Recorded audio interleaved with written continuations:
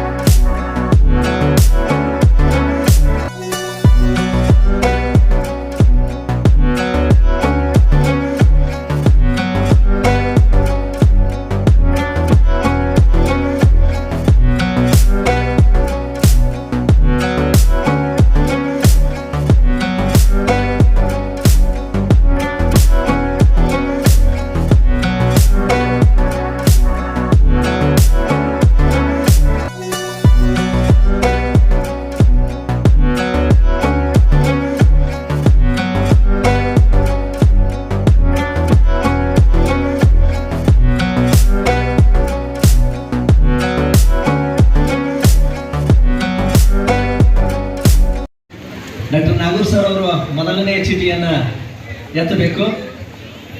ಯಾರ ಹೆಸರು ಬರ್ತದೆ ದಯವಿಟ್ಟು ತಾವು ಕೈ ಮೇಲೆ ಮಾಡಬೇಕು. ನಮ್ಮ ಆಯೋಜಕರು ಅವರನ್ನ ಬರ್ಮಾಡ್ಕೋತಾ ಇದ್ದಾರೆ. ದಂಪತಿಗಳಿಬ್ಬರು ಕೈಯನ್ನ ಮೇಲಕ್ಕೆ ಮಾಡಬೇಕು. ಅದನ್ನ ನಿರ್ಣಾಯಕರು ಆ ಹೆಸರನ್ನ ಪ್ರಸ್ತುತಪಡಿಸಲಿಕ್ಕೆ ನಾನು ವಿನಂತಿಸ್ತಾ ಇದ್ದೇನೆ. ಮೊದಲ ದಂಪತಿಗಳು ಮಹೇಶ್ ಮಟ್ಟು. ದಯವಿಟ್ಟು ಕೈ ಮೇಲೆ ಮಾಡಬೇಕು ಆ ದಂಪತಿಗಳು. ಬನ್ನಿ.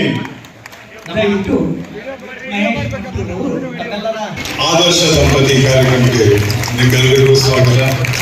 ಇವಾಗ ಶುರು ಮಾಡ್ತಾ ಇದ್ದೀವಿ.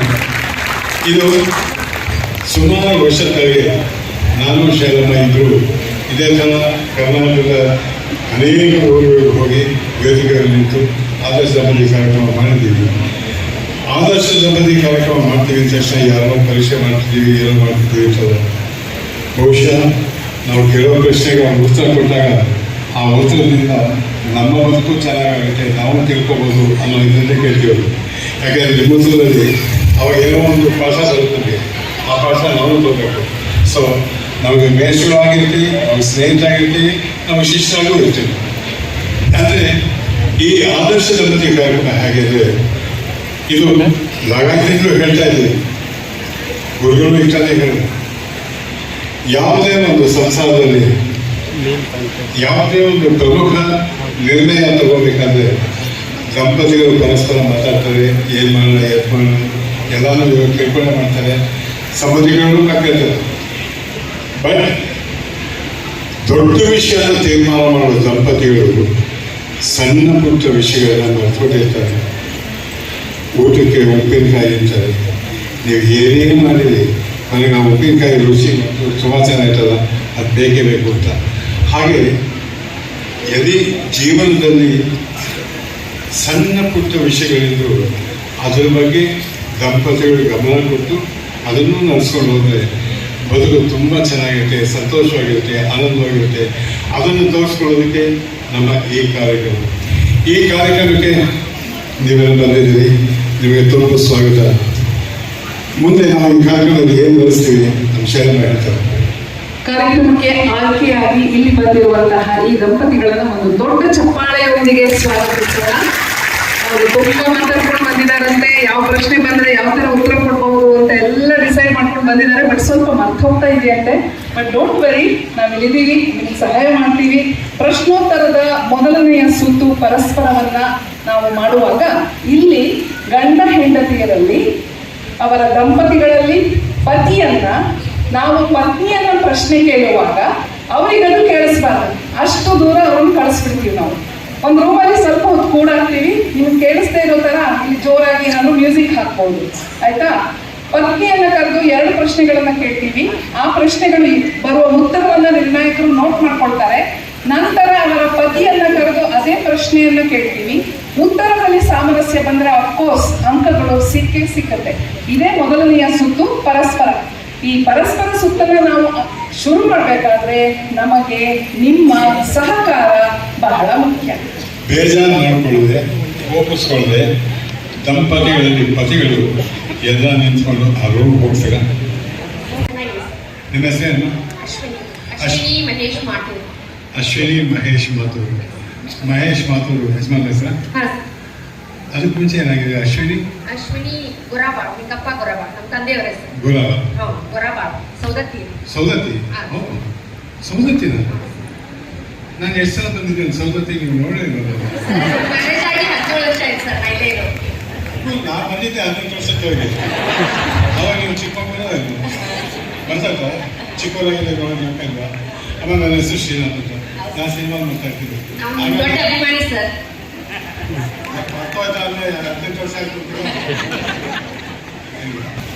ಯಜಮಾನ್ ಹೆಸರು ಮಹೇಶ್. ಮಹೇಶ್ ಅವರು ಅವರ ಯಾವ ಸ್ವಭಾವ ನಿಮಗೆ ಇಷ್ಟ ಆಗಿದೆ, ಯಾವ ಸ್ವಭಾವ ಇಷ್ಟ ಆಗಿಲ್ಲ, ಯಾಕೆ? ಅವರು ತುಂಬಾ ಸಮಾಧಾನವಾಗಿರ್ತಾರೆ, ಅದು ತುಂಬಾ ಇಷ್ಟ ಆಗಿದೆ. ಸ್ವಲ್ಪ ನಿಧಾನ ಎಲ್ಲದರಲ್ಲೂ, ಫಾಸ್ಟ್ ಆಗಿಲ್ಲ, ಅದು ನನಗೆ ಅಷ್ಟು ಇಷ್ಟ ಆಗಲ್ಲ. ಈಗ ಈಗಿನ ಜನರೇಷನ್ಗೆ ಅಪ್ಡೇಟ್ ಇರಬೇಕು ಎಲ್ಲ ರೀತಿ, ಅದು ಅಷ್ಟು ಇಷ್ಟ ಆಗಲ್ಲ. ಈಗಿನ ಜನರೇಷನ್ಗೆ ಅಪ್ಡೇಟ್ ಅಂದ್ರೆ ಬಹಳ ಫಾಸ್ಟ್ ಆಗಿ ಹೋಗ್ತದೆ. ಅವ್ರೇನು ಅಂತ ಹೇಳ್ತಾರೆ, 1 hour ಮಾಡ್ಬಿಡೋದು ಆ ರೀತಿ. ಹಾಫ್ ಅನ್ ಅವರ್ ಬರ್ತೀವಿ ಅಂದಾಗ ನಾವು ಬರ್ತಾ ಇರ್ತೀವಿ ರಸ್ತೆಯಲ್ಲಿ, ಅಕಸ್ಮಾತ್ ಯಾವುದೋ ಬಸ್ಸೋ ಯಾವುದೋ ಹೇಳಿರ್ತಾನಲ್ವ, ಬಿಸಿ ಶೆಡ್ಯೂಲ್ ಅಲ್ಲಿ ಇರ್ತಾರೆ ಸರ್. ಇದ್ಮೇಲೆ ನಿಧಾನ ಬರೋದಂತ, ಅದು ನಮ್ಗೆ ಅದು ಇಷ್ಟ ಆಗಿಲ್ಲ ಅಂತ ಅದನ್ನು ಅವ್ರಿಗೂ ಹೇಳಿದಿಲ್ಲ. ಹೇಳಿದ್ದೀನಿ ಸರ್, ಸಾಕಷ್ಟು ಸಲ ಹೇಳಿದ್ದೀನಿ, ಎಷ್ಟು ಸಲ? ಭಾಳ ಸಲ ಹೇಳಿ.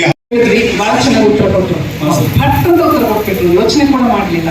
ಅದೇ ಪ್ರಶ್ನೆ ಇವಾಗ ನಿಮ್ಮನ್ನು ಕೇಳ್ತೀವಿ, ನೀವು ಕೂಡ ಮಾಡ್ತಂತ ಉತ್ತರ ಕೊಡ್ಬಹುದು. ಸ್ವಲ್ಪ ಒಂದು 10 ಸೆಕೆಂಡ್ ಯೋಚನೆ ಮಾಡಿನೂ ಹೇಳ್ಬೋದು, ಆಯ್ತಾ? ಮೊದಲನೇ ಪ್ರಶ್ನೆ ಹೀಗಿದೆ, ನಿಮ್ಮ ಯಾವ ಸ್ವಭಾವ ನಿಮ್ಮವರಿಗೆ ಇಷ್ಟ ಆಗಿದೆ? ನಿಮ್ಮ ಯಾವ ಸ್ವಭಾವ ನಿಮ್ಮವರಿಗೆ ತುಂಬಾ ಇಷ್ಟ?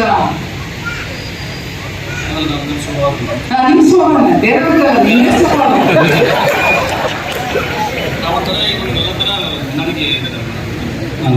ಎಲ್ಲ ತರಹದ ಹೊಂದಾಣಿಕೆ. ಎಲ್ಲದಕ್ಕೂ ಹೊಂದ್ಕೊಂಡು ಎಲ್ಲದಕ್ಕೂ ಒಂದು ಹೋಗ್ಬೇಕಾದ್ರೆ ಒಂಥರ ಒಂದು ಸ್ವಭಾವ ಇರಬೇಕು. ಆ ಸ್ವಭಾವಕ್ಕೆ ಏನಂತಾರೆ?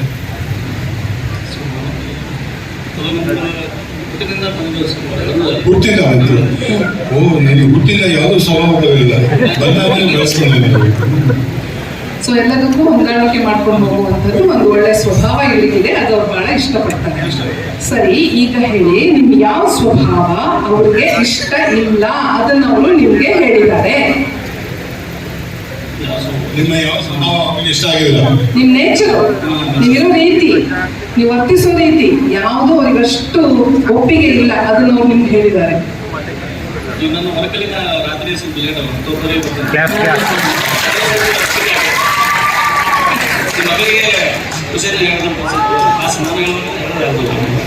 ನೀವು ನೇತಾರ ಅವ್ರಿಗೆ ಸರ್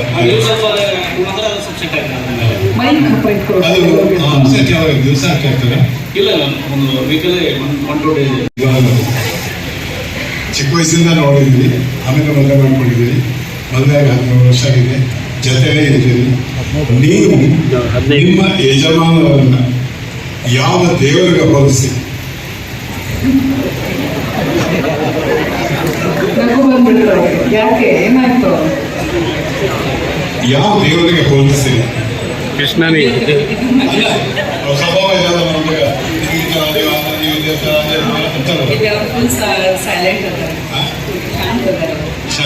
ಶಾಂತಮೂರ್ತಿ ದೇವರು ಇರ್ತಾರಲ್ವಾ, ಸೊ ಯಾವ ದೇವರು? ದೇವರು ಶಾಂತವಾಗಿರ್ತಾರೆ. ನೀವು ಯಾವ ದೇವರನ್ನು ಹೋಲಿಸ್ಬೇಕು ಅನ್ಸುತ್ತೆ? ಮಹಾದೇವ, ಈಶ್ವರ. ಈಶ್ವರ ಶಾಂತ ಸ್ವಭಾವ ಅಂತ ನಿಮ್ಗೆ ಅನ್ಸುತ್ತೆ. ಯಾವ ದೇವತೆಗೆ ಹೋಲಿಸಬೇಕಂತ? ಹೌದು, ಯಾವ ದೇವತೆ ಅಂತ ಅನ್ಸುತ್ತೆ ನಿಮ್ಗೆ? ದೇವರು. ನನ್ನ ಅರ್ಧಾಂಗಿಣಿ ದೇವತೆ ಅಂತ ಭಾವಿಸಿದ್ದೀನಿ. ಅರ್ಧಾಂಗಿಣಿ ದೇವತೆ ಯಾವುದು, ಮೂರ್ತಿ ಯಾವುದು ಹಿಂದೇಳಂಗಿಲ್ಲ. ಯಾವ ದೇವಿಗೆ ಹೋಲಿಸ್ತೀರಾ? ನಾವು ಸದಾ ತುಳಜಾಪುರ ಬನ್ನಿ. ತುಳಜಾಪುರ ಅಂಬ ನೋಡು. ಸೊ ಈಶ್ವರ ಶರ್ಮ ಒಂದು ನಿಮಿಷ. ಅವ್ರಿಗೂ ಅದು ಗೊತ್ತಿರೋದ್ರಿಂದ ನಾನು ಅವ್ರ ಹತ್ರ ನಿಂತ್ಕೋಬಾರ್ದು, ಸ್ವಲ್ಪ ದೂರ ನಿಂತ್ಕೋತೀನಿ. ಈಶ್ವರ ಶಾಂತವಾಗಿದ್ದೀರ ತಾನೆ? ಶಾಂತವಾಗಿದ್ದೀನಿ. ರೌದ್ರವಾಗಿ ಏನಿಲ್ಲ. ಪ್ರಶ್ನೆ ಕೇಳ್ಬೋದು, ಅವಶ್ಯ. ಸಿಟ್ಟು ಬರಲ್ಲ. ಇಲ್ಲ ಇಲ್ಲ ಮೇಡಮ್. ಸರಿ, ಈಗ ಎರಡನೇ ಪ್ರಶ್ನೆ, ಚಲನಚಿತ್ರ ಸಂಗೀತ, ಫಿಲ್ಮ್ ಸಂಗೀತ ಬಹಳ ಇಷ್ಟ ಆಗುತ್ತೆ. ಬಹಳ ಇಷ್ಟ ಅಲ್ಲ ನಿಮಗೆ? ಓಕೆ. ಡಾಕ್ಟರ್ ರಾಜ್ಕುಮಾರ್ ಅವರು, ಅನಂತನಾಗ್ ಅವರು ಎಲ್ಲ ಇಷ್ಟ ಆಗುತ್ತೆ. ಸರ್, ರಾಜ್ಕುಮಾರ್ ಅವರದ್ದು, ಅನಂತನಾಗ್ ಅವ್ರ ಸಂಗೀತ ನಿಮ್ಗೆ ತುಂಬಾ ಇಷ್ಟ. ಓಕೆ. ಓಕೆ, ಅವ್ರಿಗೆ ಯಾವ ತರ ಸಂಗೀತ ಇಷ್ಟ? ಅವರಿಗೆ ಹಿಂದಿ ಸಾಂಗ್ ಇಷ್ಟ ಆಗುತ್ತೆ. ಹಿಂದಿ ಸಾಂಗ್ಸ್ ತುಂಬಾ ಇಷ್ಟ. ಸರ್, ಎಲ್ಲೋದ್ರಿ, ಬರಲ್ವಾ? ಪರವಾಗಿಲ್ಲ, ಬನ್ನಿ ಸರ್. ಯಾಕೆ ಗೊತ್ತಾಯ್ತಾ ಸರ್ ಹೋಗಿದ್ದು? ಬನ್ನಿ ಸರ್. ಅಲ್ಲ, ಏನ್ ಯಾಕೋ ಆ ಕಡೆ ಹೋಗಿ ನಿಂತ್ಕೊಂಡ್ರು ಗೊತ್ತಾಯ್ತಾ? ಪಿಕ್ಚರ್ ಸಾಂಗ್ ಹೇಳಿಲ್ಲ ಅಂತ. ನಾಗರಾಮ ಅವ್ರ ಪಿಕ್ಚರ್ ಭಾಳ ಕೇಳಿದ್ದೀನಿ. ಸಾಂಗ್ಸ್ ಕೇಳಿದ್ದೀರಾ? ಯಾವ ಸಾಂಗ್ ಕೇಳಿದ್ದೀರಾ? ಯಾವುದು? ಅದಾಗಿ ಕುಗಿಂತದ್ದು. ಬನ್ನಿ ಸರ್, ಒಂದ್ ಹಾಡು ನೆನಪಾಯ್ತು ಅವ್ರಿಗೆ. ಅದ್ದಾಗಿ ಕುಕ್ಕಿತಲ್ಲೋ, ಆ ಹಾಡು ನೆನಪಾಯ್ತು. ಬನ್ನಿ. ನೀವೇ ನಿನ್ನ ಮುದ್ದಿನಾಗಿ ಶಬ್ದಾಗಿ ಕುಕ್ಕಿದಲ್ಲೋ, ಶಬ್ದಾಗಿ ಕುಕ್ಕಿದಲ್ಲೋ, ಶಬ್ದಾಗಿ ಕುಕ್ಕಿದಲ್ಲೋ.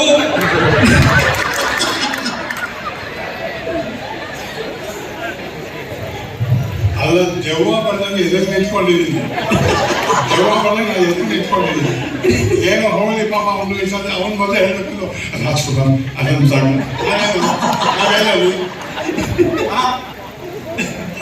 ಹತ್ತು ಅಂತೂ ಈಶ್ವರ ಆಮೇಲೆ ನಾನು ದೇವಸ್ಥಾನಕ್ಕೆ ಹೋಗ್ಬಿಟ್ಟು ಈಶ್ವರನ ನೀನು ಎತ್ತು ಹಸು ಇವೆಲ್ಲ ಹತ್ಬೇಡ ಹತ್ತಿದ್ದೇನೆ ಹತ್ತು ಅಂತ ಹೇಳ್ತೀನಿ.